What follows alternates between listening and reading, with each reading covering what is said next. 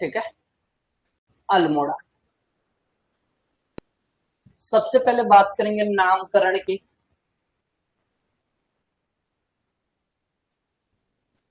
नामकरण, किसी बच्चे का जन्म होता है तो नामकरण देख लेते हैं। ऐसे ये एक बच्चा है उत्तराखंड का, उत्तराखंड के कुल 13 बच्चे, उनमें से हमारा अल्मोड़ा।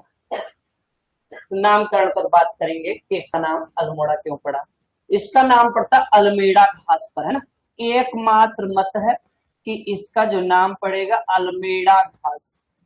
अल्मेड़ा, किल्मोड़ा अलग है, किल्मोड़ा अलग वनस्पति है, ये अल्मेड़ा घास। हाँ, आप कहना ठीक चाह रहे थे पर नाम गलत बता दिया ना। ठीक, अल्मेड़ा जानते हो ना, वो छोटी सी घास होती है, नीचे पत्ते होते हैं, टमाटर के विकल्प के रूप में चटनी आदि बनाई जाती है ना।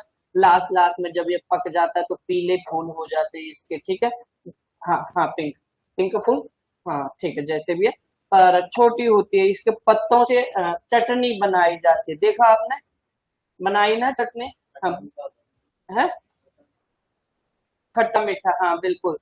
तो बस बस बस बस बस बस, उसी के नाम पर इसका नाम पड़ता है अल्मोड़ा, है ना। अल्मेड़ा घास के नाम पर इसका नाम अल्मोड़ा, बस। अब नहीं, अन्य नाम, इसमें दोहराई वाली बात ही नहीं है कि अल्मोड़ा क्यों पड़ा।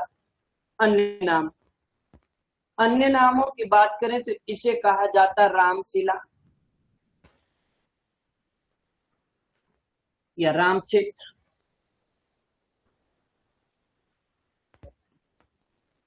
ठीक है। रामशिला या राम क्षेत्र के नाम से इसे जाना जाता, राम क्षेत्र हम कहते हैं इसे। मूल रूप से इसको रामशिला कहा जाता था, और ये इसे कहा गया पुराणों में, और पुराणों में भी कहां पर, स्कंद पुराण में। और स्कंद पुराण में कहा कहा गया होगा, मानस खंड। स्कंद पुराण के मानस खंड में इसे रामशिला कहा जाता था। रामशिला के नाम पर ही हम इसको राम क्षेत्र कह देते हैं ना। ठीक, दूसरा इसको बोला जाता है राजा क्षेत्र या राजापुर, राजापुर, है ना। दूसरा इसको राजापुर कहा जाता है, राजापुर। और राजापुर इसका नाम पड़ता है चंद काल में, जब चंदों का यहाँ पर शासन था तो उस दौरान इसको राजापुर कहा गया, चंद काल, चंद काल में इसको राजापुर कहा गया, ठीक है। चलो, तीसरा अगर हम इसको बात करें तो आलमनगर कहा जाता है, आलम नगर। और आलमनगर भी इसका नाम पड़ता है कब, चंद काल में। चंद काल में आलमनगर इसको कहा जाता है। अच्छा, राजापुर इसलिए कहा जाता है, चंदों के बहुत सारे राजा यहाँ पर रहते हैं, या चंदों की पूरी राजा, राजा 1500 से लेकर अगर हम बात करें 1700 तक, बहुत सारे राजाओं के द्वारा शासन किया जाता है, इसलिए इसको राजापुर कहा जाता है ना। आलमनगर चंदकाल में कहा जाता है, और आलमनगर संभवतः ये कहा गया होगा किसके प्रभाव के कारण, मुगल प्रभाव के कारण इसको आलमनगर कहा गया था। और ये अगर हम और अंदर जाएं तो औरंगजेब को खुश करने के लिए यहाँ के राजाओं के द्वारा इसको, इसका नाम रखा गया आलमनगर। औरंगजेब,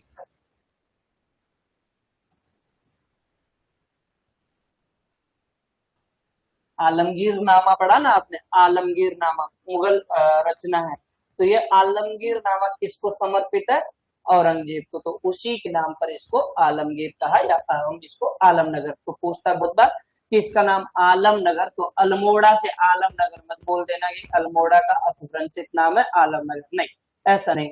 ये मुगल प्रभाव के कारण औरंगजेब को खुश करने के लिए यहाँ के शासकों के द्वारा इसको आलमनगर नाम दिया गया।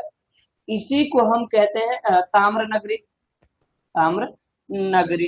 तो ताम्र नगरी पूछेगा तो किसे कहा जाता है, इसी को कहा जाता है, ये इसका उपनाम है। उपनाम आपके भी होते हैं, हमारे भी हैं, और इसका भी, ताम्र नगरी इसका उपनाम आ जाता है। तो ये इसके अल्मोड़ा के, संपूर्ण अल्मोड़ा के कुछ नाम देखने को मिलता है, तो सारे के सारे महत्वपूर्ण हो जाते हैं ना। ठीक, आगे बढ़ते हैं, थोड़ा सा संक्षिप्त इतिहास इसका देख लेते हैं।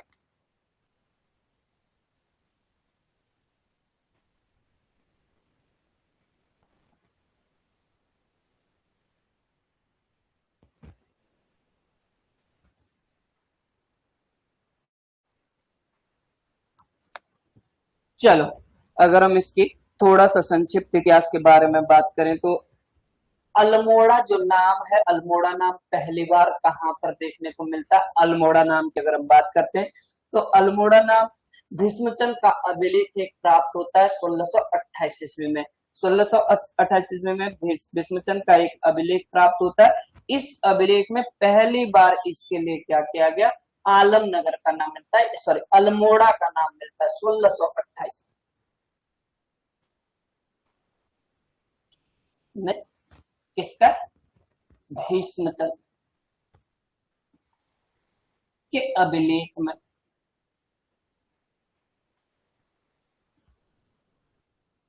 पहली बार नाम मिलता है अल्मोड़ा, जहां पर लिखा गया है अल्मोड़ा। बोलने को तो क्या पता कब से बोलते होंगे, लेकिन लिखित साक्ष्य अगर हम बात करें तो पहली बार यहाँ पर कहा गया। दूसरा एक और अभिलेख मिलता है बाज बहादुर चंद का 1669 का, बाज बहादुर चंद।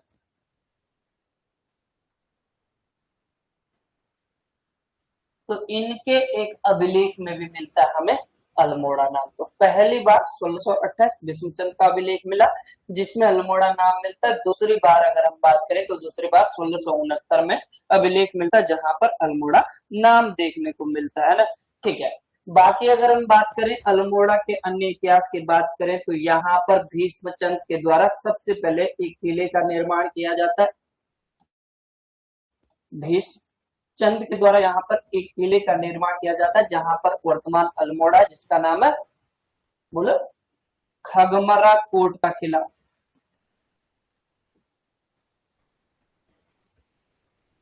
ठीक है, खगमरा कोट का किला, क्योंकि इससे पहले वह चंपावत होता था। जो भी किले बनाएंगे, जो भी भवन बनाएंगे, प्रशासनिक भवन इनके, वो सीधे चंपावत में बनेंगे। अल्मोड़ा की ओर किसका ध्यान आकर्षित हुआ? पहली बार तो भीष्मचंद का। इन्होंने यहाँ पर नींव डाल देते हैं किसके? खगमरा कोट किले का निर्माण कर देते हैं। अब अगर किला बनाएंगे तो यहाँ पर अधिकारी रहना शुरू कर देंगे। बाद में इनके पिताश्री आते हैं बालो कल्याण चंद, इनके द्वारा यहाँ पर क्या किया जाता है? पिताश्री नहीं है, चलो बाद में यहाँ पर आ जाते हैं बालो कल्याण चंद, जिनके द्वारा यहाँ पर क्या की जाती है? चंद। इससे पहले हमने कहा राजधानी कहाँ पर थी? राजधानी चंपावत होती थी। 1563 में इनके द्वारा राजधानी को स्थानांतरित किया जाता है और चंपावत से लाई जाती है कहाँ पर? अल्मोड़ा। तो ज्यादा तो भाई चंपावत में रही राजधानी, देख लो 700 ईस्वी से लेकर 1500 1550 सालों तक कहाँ पर रही, मतलब लगभग लगभग 750 साल या 850 सालों तक इनकी राजधानी कहाँ पर रहती है? चंपावत में। फिर 1563 में अल्मोड़ा बालक कल्याण चंद के द्वारा राजधानी लाई जाती है। इसके बाद 1790 तक है ना, 1790 तक ये क्षेत्र चंद राजाओं के अधिकार क्षेत्र में रहता है। बाद में यहाँ पर महेंद्र चंद चंदों का अंतिम शासक होता है। महेंद्र चंद को पराजित कर देते हैं यहाँ पर गुर और यहाँ पर कुछ समय के लिए गोरखा अधिकार हो जाता है। 1790 से लेकर 1815 तक यहाँ पर गोरखा अधिकार हो जाता है, गोरखा अधिकार।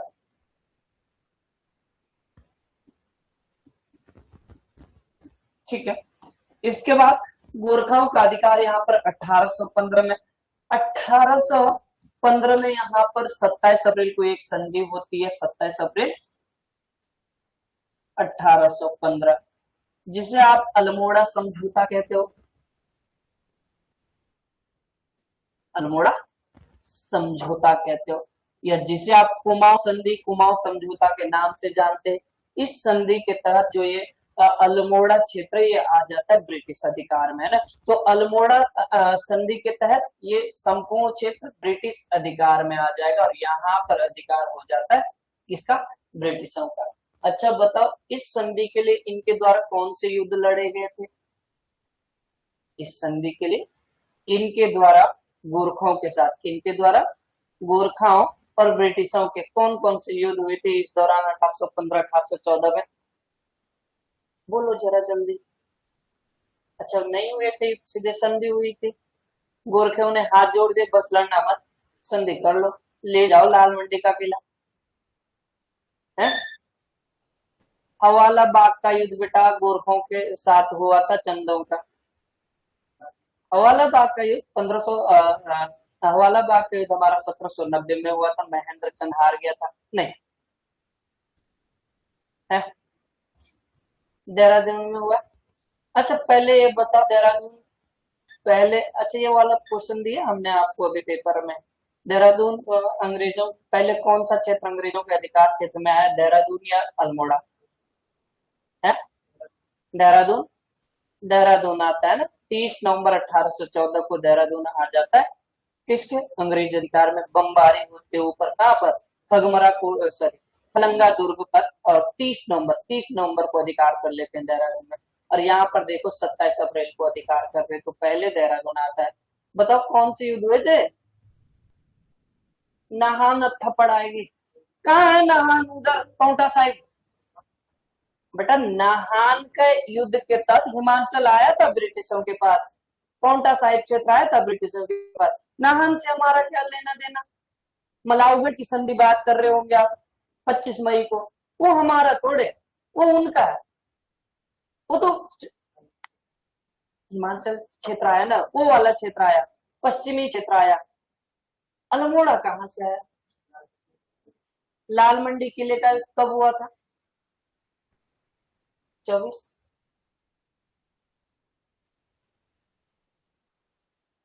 लाल मंडी के 3 युद्ध हुए हैं, 3 युद्ध। अच्छा बताओ, एक युद्ध हुआ था जिसमें हिरार से बंदी बना दिया गया था, वहां से शुरुआत होती है 1814 का युद्ध।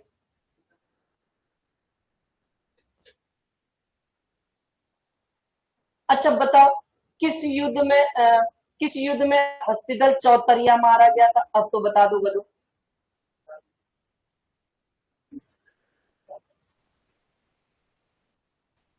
हस्तिदल चौतरिया किस युद्ध में मारा गया था, संजना, गणनाथ डांडा का युद्ध कब हुआ था,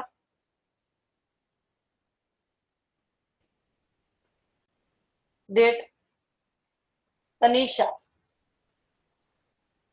बहुत बढ़िया। एक एक आगे कदम आ दो, 25 अप्रैल, 25 अप्रैल को होता है कौन सा, 23 अप्रैल को होता है गणनाथ डांडा का युद्ध, 25 अप्रैल को होता है लाल मंडी किले का युद्ध, नहीं यार, 23 अप्रैल को गणनाथ डांडा के, 25 अप्रैल को लाल मंडी का युद्ध, उससे पहले जीएस में जिसमें हेयर से मारा गया था, बंदी बनाया गया था हेयर से को,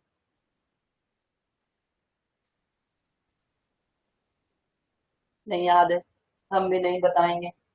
चलो, तो इससे पहले देखो गोरखों का अधिकार होता था लाल मंडी किले पर, लाल मंडी किला अल्मोड़ा में था, वही गढ़ हुआ करता था। गोरखों ने सोचा जब तक ये क्षेत्र हमारे पास नहीं आया, तब तक गोरखों को, ब्रिटिशों ने सोचा जब तक हमारे पास लाल मंडी किला नहीं आता तब तक हम नहीं जीत पाएंगे, इसलिए इन्होंने धावा बोल दिया लाल मंडी किले पर। कब, अब तो बोल दो,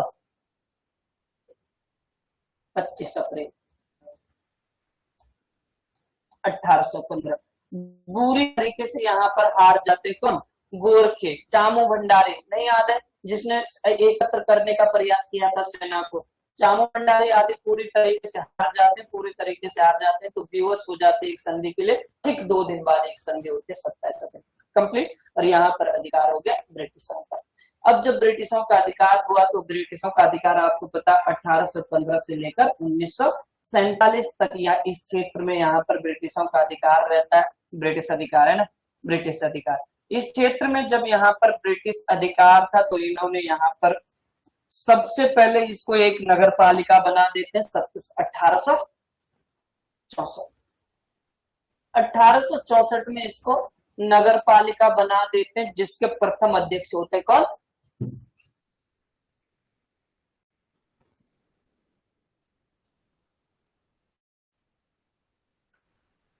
कौन है प्रथम अध्यक्ष होते, रेवरेंड ओकले।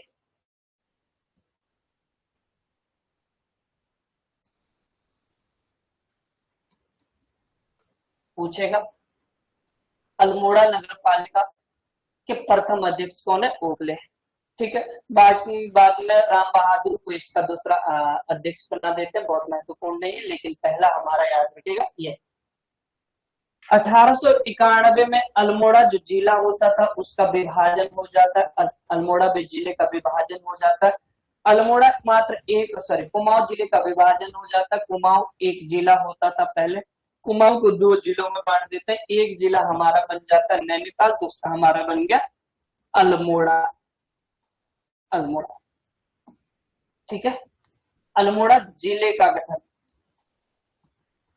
पूछेगा कभी किसको काटकर, कुमाऊं जिले को काटकर। आज तो मंडल है ना, उस समय जिला होता था, कुमाऊं जिला बोलते थे, तो उसको काटकर यहाँ पर अल्मोड़ा जिले का गठन होता था। दो जिले बना दे, अल्मोड़ा और नैनीताल।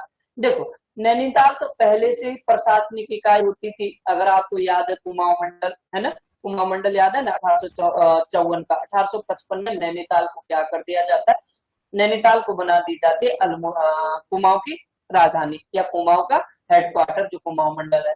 अब अल्मोड़ा नया जनपद था, इसलिए इसका प्रशासनिक कार्य एक साल के लिए सौंप दिया गया नैनीताल जिले को। सुनना, जिले का गठन हो गया 1891 में, प्रशासनिक कार्य अभी भी कर रहा है कौन, नैनीताल, क्योंकि सारे प्रशासनिक कार्य वहीं से होता है, इसलिए इसने 1892 से एक वर्ष बाद इसने अपना प्रशासनिक कार्य करना शुरू कर दिया, या जिले के रूप में काम करना शुरू कर दिया।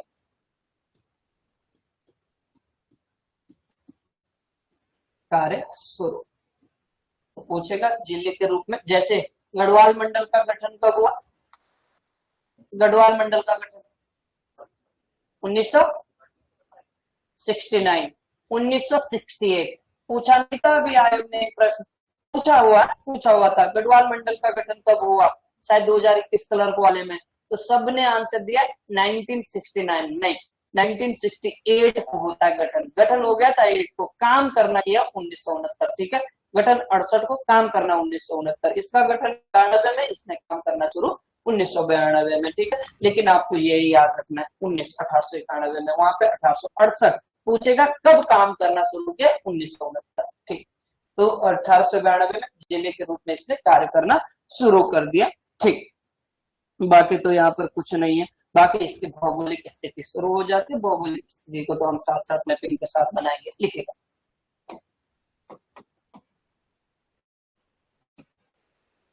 अल्मोड़ा,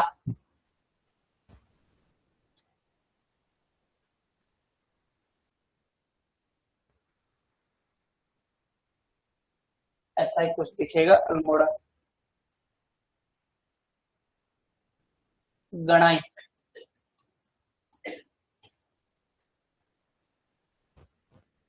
चौखुटिया,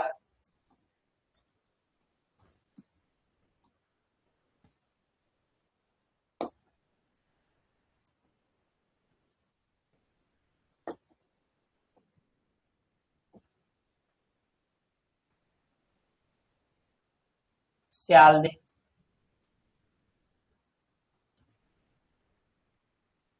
सल्ट,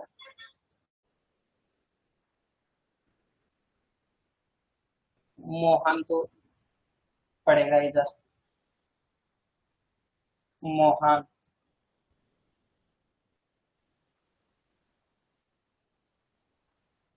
इधर कोई मुंशी क्षेत्र पड़ता है,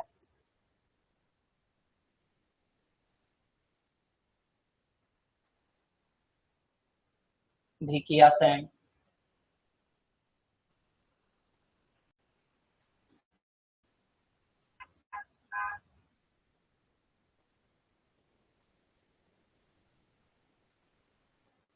गणनाथ डैम,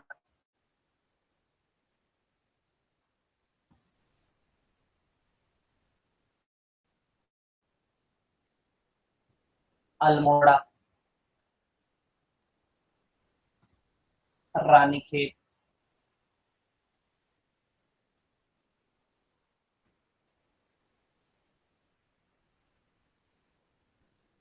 चौबटिया,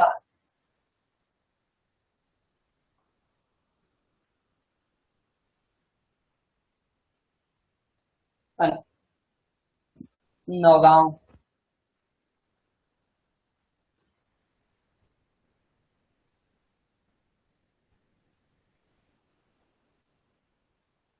भुजान,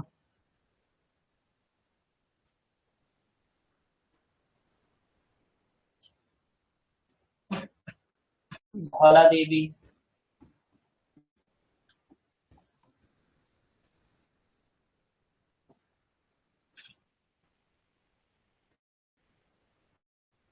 भनोली, डुंगरा,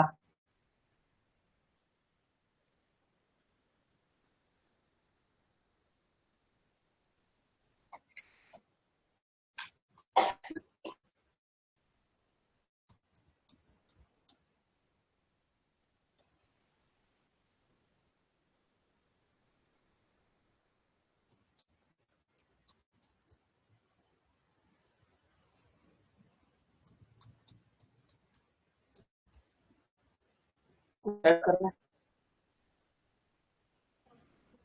हाँ ठीक है। हाँ, विंसर हौला बाग ये कहीं पर है? हाँ, यहाँ पर। हाँ इधर है, अल्मोड़ा से पहले विंसर, और हौला बाग है इससे भी नीचे, इधर। चलो, द्वारा हाट इधर है ना, ये तो बॉर्डर पे हुआ है। हाँ, द्वारा हाट कुछ नहीं है द्वारा।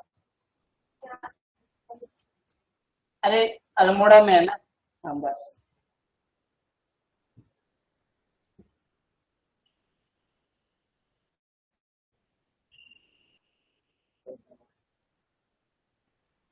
हाँ सीमाएं।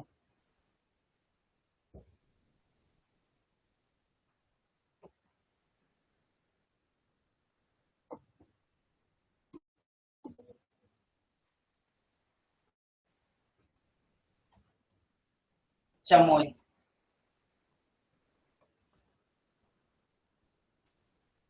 पौड़ी,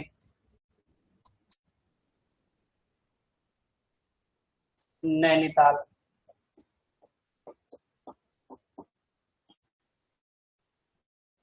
चंपावत,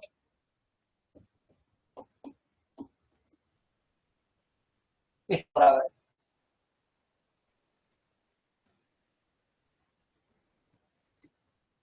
बागेश्वर।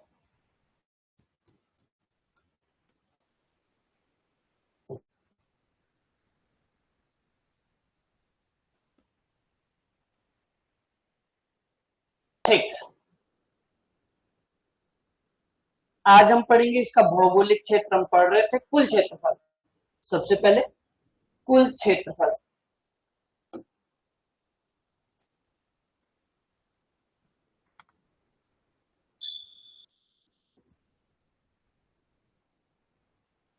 कितना?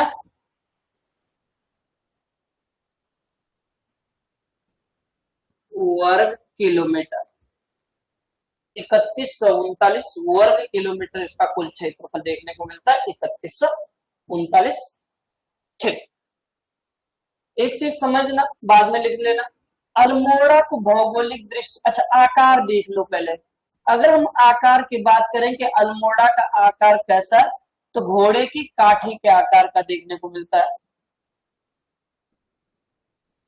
कि काठी या काठी नुमा आकार।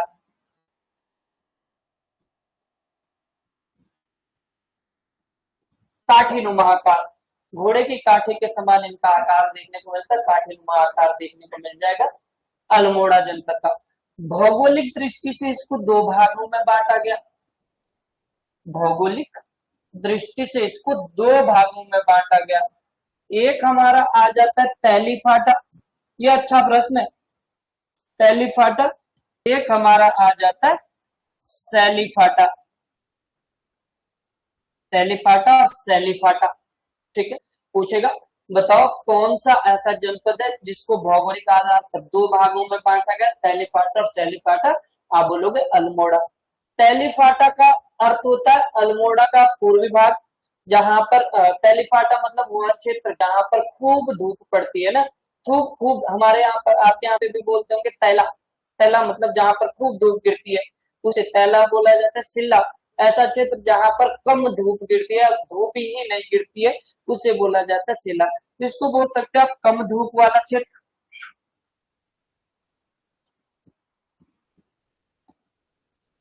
भाग, और ये हमारा अधिक धूप वाला भाग।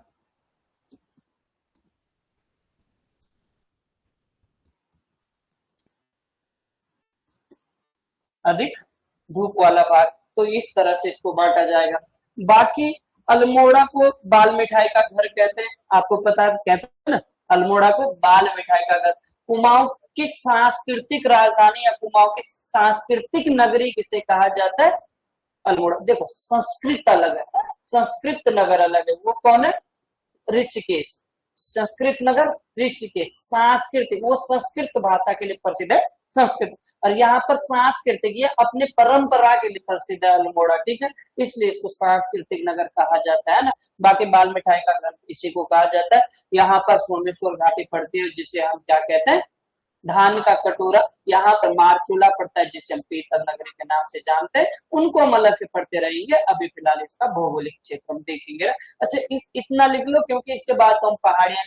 अल्मोड़ा में स्थित प्रमुख पर्वत,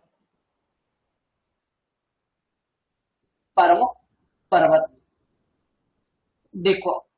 अब अगर आप ऐसे सोच रहे कि यहाँ पर आपको ऊंची ऊंची पहाड़ियां देखने को मिलेगी, बड़ी बड़ी पहाड़ियां, तो नहीं है, क्योंकि ये जो जनपद है हमारा मध्य हिमालय जनपद है, मैक्सिमम पार्ट इसका मध्य हिमालय में आता है।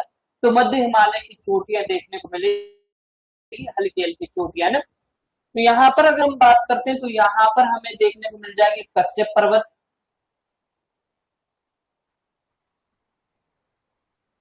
कश्यप पर्वत चोटी है ना। कसार देवी मंदिर इसी पर देखने को मिल जाएगा। झूलाधार पर्वत श्रेणियां,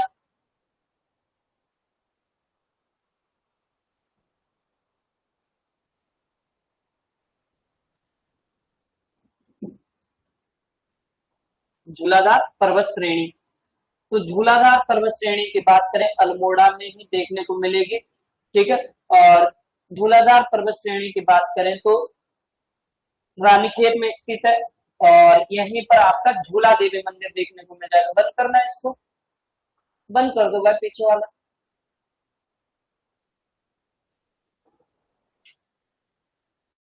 ठीक, ठीक है। तो झूलाधार पर्वत श्रेणी की बात करें तो कहाँ बंद हो रहा हो? अंदर से होगा ना वो तो बंद। अच्छा, लाइट के साथ इसका कनेक्शन।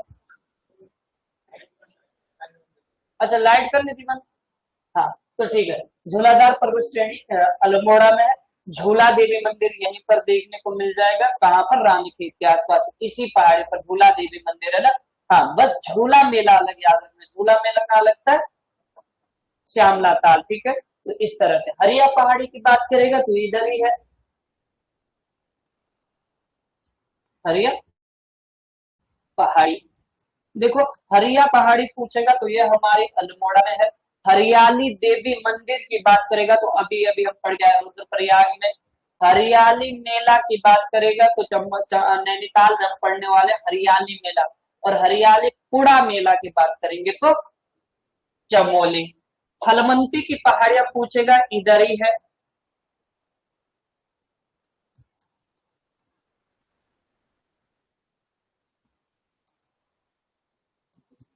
बात नहीं, फलमंती की पहाड़ियां भी आपकी इधर ही देखने को मिल जाएगी।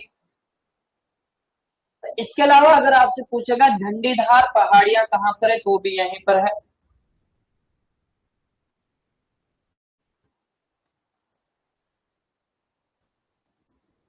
ठीक है, झंडीदार पहाड़ी की बात करेगा तो इधर ही दिख जाएगी, झंडीदार पहाड़ी। इसके अलावा भटकोट की बात करेगा, रानी पर्वत की बात करेगा तो वो भी इधर ही, भटकोट पर्वत।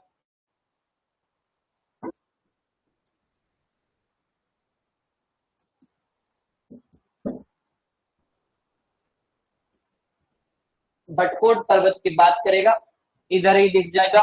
और इधर ही आपका रानी पर्वत देखने को मिल जाएगा, रानी पर्वत और भटकोट पर्वत आपका इधर ही दिख जाएंगे, ठीक है। चलो, नेक्स्ट हमारा अल्मोड़ा की प्रसिद्ध घाटियां, अल्मोड़ा की प्रसिद्ध घाटियां। चलो, अल्मोड़ा अल्मोड़ा की प्रसिद्ध घाटियों की बात करें तो घाटियां, गेवाड़ घाटी,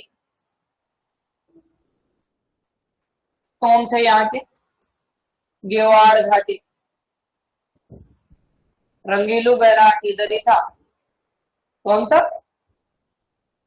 मालुषा। ठीक, तो गेवाड़ घाटी इधर ही देखने को मिल जाएगा।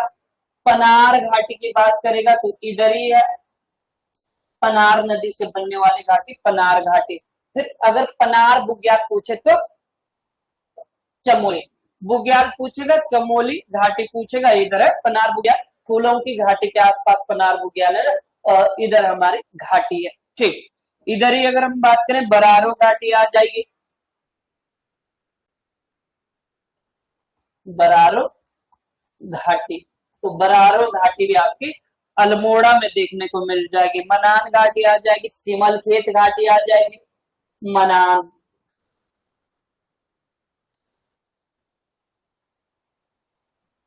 सिमल खेत, मनान घाटी, सिमल खेत घाटी आपकी इधर ही देखने को मिल जाएगी।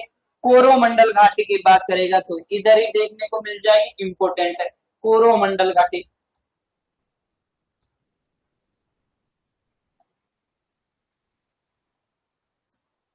कोरोमंडल समुद्री तट भी है, किसका? तमिलनाडु का तट, कोरोमंडल तट। ठीक, और यहीं पर हमारी सोमेश्वर घाटी, नई लाइन से लिखना, सोमेश्वर घाटी, डैश मारो इसमें, सोमेश्वर घाटी। कोसी नदी से निर्मित घाटी है। आपको पता है ना, कोई भी घाटी किसी नदी के द्वारा निर्मित होती है ना, कोसी नदी से निर्मित घाटी है।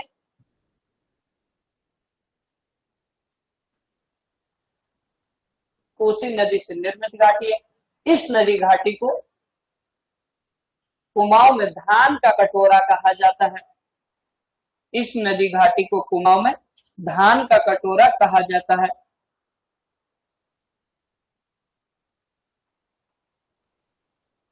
इस नदी घाटी को कुमाऊं में धान का कटोरा कहा जाता है।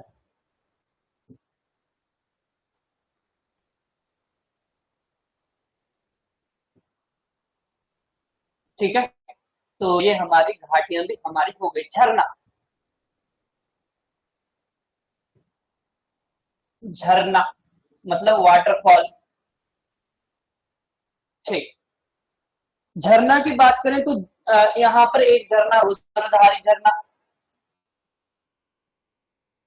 रुद्रधारी जलप्रपात की बात करेगा तो इधर ही देखने को मिल जाएगा, रुद्रधारी जलप्रपात। दूसरा अगर हम बात करें तो धोकाने जलप्रपात, धोकाने जलप्रपात। ये जो जलप्रपात है ये बॉर्डर पर है, किसके साथ? अल्मोड़ा प्लस नैनीताल, अल्मोड़ा प्लस नैनीताल के सीमा पर देखने को मिल जाएगा धोकाने जलप्रपात। ठीक है, तो इस तरह से हमारे केवल दो झरने देखने को मिल जाएंगे नैनीताल में।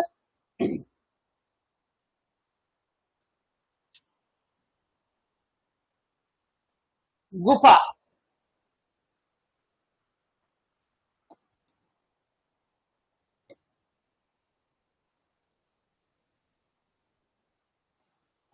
गुफा मतलब अल्मोड़ा अगर आप जाते हो तो कौन कौन सी गुफाएं देखने को मिलेगी? सबसे पहले आपको लाख उड्यार दिख जाएगा।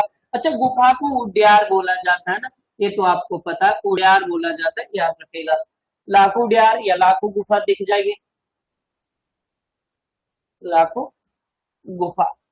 ठीक है, तो लाखों गुफा को आप मान सकते हो इसका लाखों उड्यार, लाखों गुफा। चलो दूसरा, दूसरा अगर हम बात करें यहाँ पर तो यहाँ पर आपका देखने को मिल जाएगा पांडुकोली गुफा,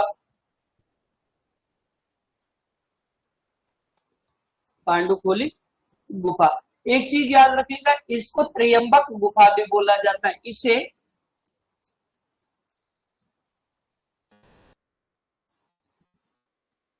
त्र्यंबक गुफा भी कहा जाता है ना।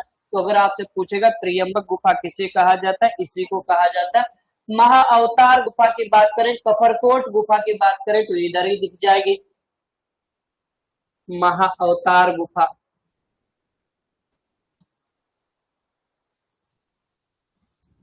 कफरकोट गुफा की बात करेंगे तो इधर ही है महा अवतार गुफा, कफरकोट गुफा इधर ही दिख जाएगी।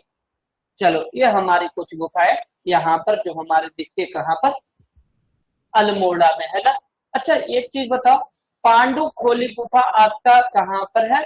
पांडु खोली गुफा आपका अल्मोड़ा में, पांडव गुफा पूछेगा तो उत्तरकाशी देहरादून है ना, ये दो जगह हमारी पांडव गुफा देखने को मिल जाएगा। पांडु स्थल पूछेगा तो पांडु स्थल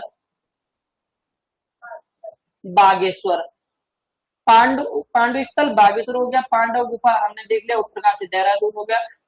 यहाँ पर हमने देख लिया पांडु खोली गुफा। और अगर आपसे पूछेगा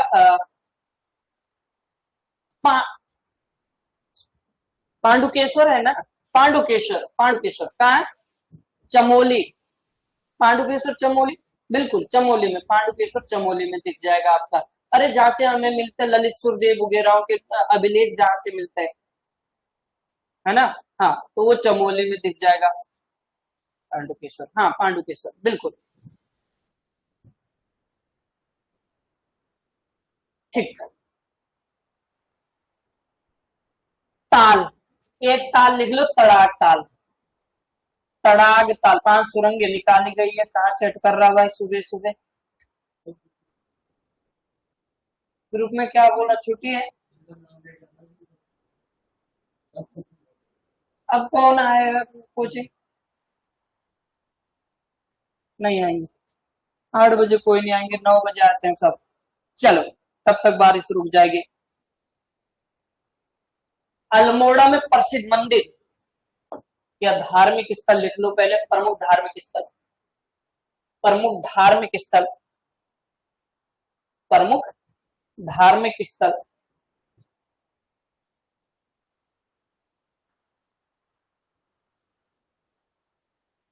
जागेश्वर मंदिर,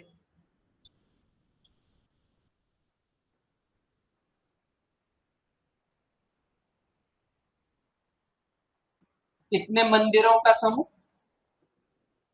124, ठीक है। 126, एक टूट गया, वर्तमान में 125, लेकिन पढ़ते हैं कितना? 124। कहानी अलग ही है ना। ठीक, सबसे पहले याद रखो इसका पुराणों में नाम, अच्छा ये बाद में लिख लेना, थोड़ा सा समझना महत्वपूर्ण है। जागेश्वर मंदिर अगर 4 धामों के बाद या 4 धामों के समकक्ष कोई मंदिर है, जागेश्वर मंदिर है ना, बहुत महत्वपूर्ण हो जाता है। आप ऐतिहासिक दृष्टि से बात करो या आप पौराणिक दृष्टि से बात करो, दोनों ओर से फेमस है हमारा जागेश्वर मंदिर, इसलिए इंपॉर्टेंट है। रुको 2-4 बातें सुनो जागेश्वर मंदिर के बारे में। सबसे पहले हम बात करेंगे पुराणों में इसको क्या कहा गया। पुराणों में नाम, पुराणों में नाम, पुराणों में नाम इसको मिलता है नागेश्वर, नागेश्वर, या इसको पुराणों में हाटकेश्वर भी बोला गया, हाटकेश्वर। एक चीज याद हो गई, पुराणों में इसको नागेश्वर बोला जाता है या इसको हाटकेश्वर बोला जाता है। भगवान शिव को समर्पित है, भगवान शिव को समर्पित है हमारा जागेश्वर मंदिर। भगवान शिव के 12 ज्योतिर्लिंग देखने को मिलते हैं, उनमें से ये देखने को मिलता है 8वें नंबर का ज्योतिर्लिंग,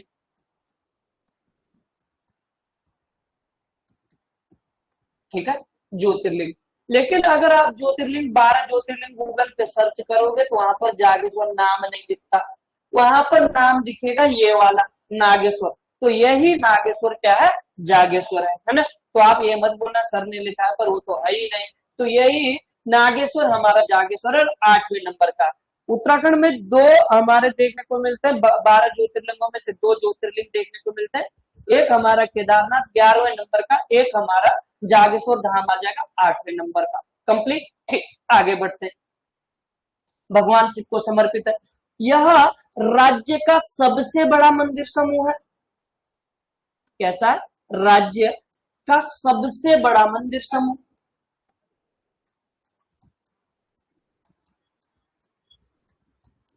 मंदिर समूह है।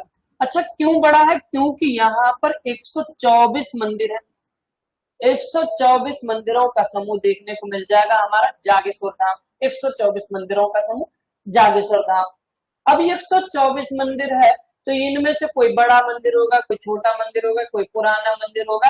तो प्रश्न पूछता है कि बताओ इन मंदिरों में से सबसे प्राचीन मंदिर कौन सा है? कौन सा प्राचीन? तो सबसे प्राचीन हमारा आ जाता है महामृत्युंजय मंदिर। महामृत्युंजय मंदिर, ठीक, ये सबसे प्राचीन मंदिर दिख जाएगा। पूछेगा सबसे बड़ा मंदिर कौन, सबसे बड़ा मंदिर कौन सा है?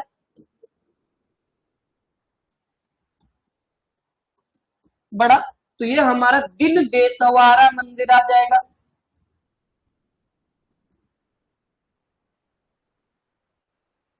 तो दिन देशवारा मंदिर सबसे बड़ा मंदिर देखने को मिल जाएगा। सबसे प्राचीन, सबसे बड़ा मंदिर दिन देशवारा मंदिर देखने को मिल जाएगा।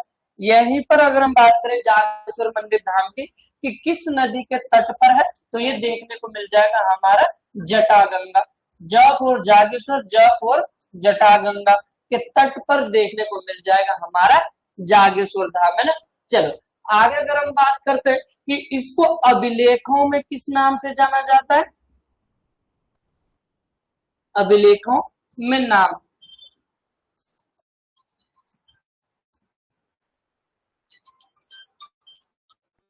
अभिलेखों में नाम की बात करेगा तो इसे पट्टी पारोण कहा जाता है।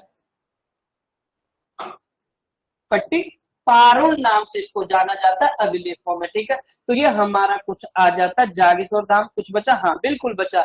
यहाँ के अधिकांश मंदिरों की बात करें तो नागर शैली में बने हुए हैं। तो मैक्सिमम मंदिर पूछेगा कि जो मैक्सिमम मंदिर है वो किस शैली में बने हुए? नागर शैली में। नागर लाखा मंडल मंदिर पूछेगा कभी किस शैली में? नागर शैली में बना हुआ है ना। तो ये हमारा नागर शैली में बना हुआ है ना, ठीक। लाखा मंडल सैकुराखंड यामुन शैली में बना हुआ। नागर शैली में कौन सा? द्रविड़ शैली में हमारा देखने को मिल जाएगा रघुनाथ मंदिर। नागर कली तो पढ़े थे हम कहीं नागर शैली, चलो बताते हैं ना, याद नहीं आ रहा। कोई तो मंदिर है हमारा नागर, कोई नहीं, बहुत सारे मंदिर हमारे नागर शैली में बने हुए ना। चलो ठीक, यहीं पर अगर हम बात करें बालेश्वर मंदिर व केदार मंदिर भाषणा शैली में पूछा हुआ मंदिर है ना। यहाँ पर स्थित है बालेश्वर मंदिर। बालेश्वर मंदिर, बालेश्वर मंदिर, बालेश्वर मंदिर और यहाँ पर केदार मंदिर, ये दोनों मंदिर स्थित है किसमें? भाषणा शैली में। कोई और मंदिर जो भाषणा शैली में निर्मित है?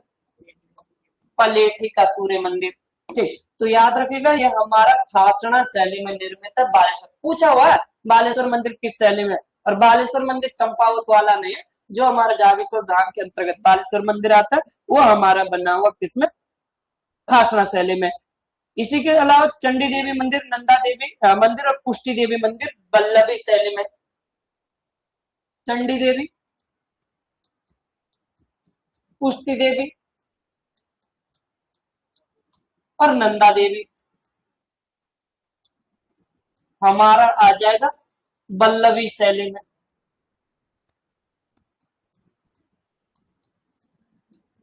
वल्लभी है, नंदा देवी इसी के अंतर्गत है।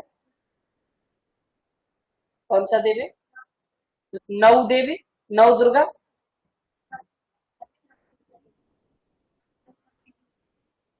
नहीं है पक्का? 124 मंदिर गिने आप? हाँ, अच्छा चलो मानते हैं इन्होंने कहा नौ देवी है, फिर भी इसको मिटाई देते, लिखते नहीं, पहले कंफर्म करते हैं ना, रहने दो फिर। चलो फिर भी हमारा चंडी देवी मंदिर, पुष्टि देवी मंदिर ये हमारे है ही है किसमें? वल्लभी शैली में, उसको हम कल बता देंगे, ठीक है। बाकी अगर हम यहाँ पर का बात करें तो यहाँ का जो मुख्य मंदिर है वहां पर दो चंद्र राजाओं की प्रतिमाएं देखने को मिलती है। किसके? तिरमल चंद और चंद वो दीपचंद। तो अगर पूछेगा किस मंदिर में तिरमल चंद और दीपचंद की प्रतिमाएं देखने को मिलती है, तो यहीं पर तिरमल चंद और दीपचंद की प्रतिमाएं देखने को मिल जाएगी आपको, है ना। बाकी पूछेगा कि जो जागेश्वर धाम है उसके मुख्य मंदिरों का निर्माण किसके द्वारा किया गया, तो किसके निर्माण, शालिवाहन देव, शालिवाहन देव के द्वारा इन मंदिरों का निर्माण किया जाता है, ऐसा माना जाता है ना। चलो तो लिखेगा आप लोग।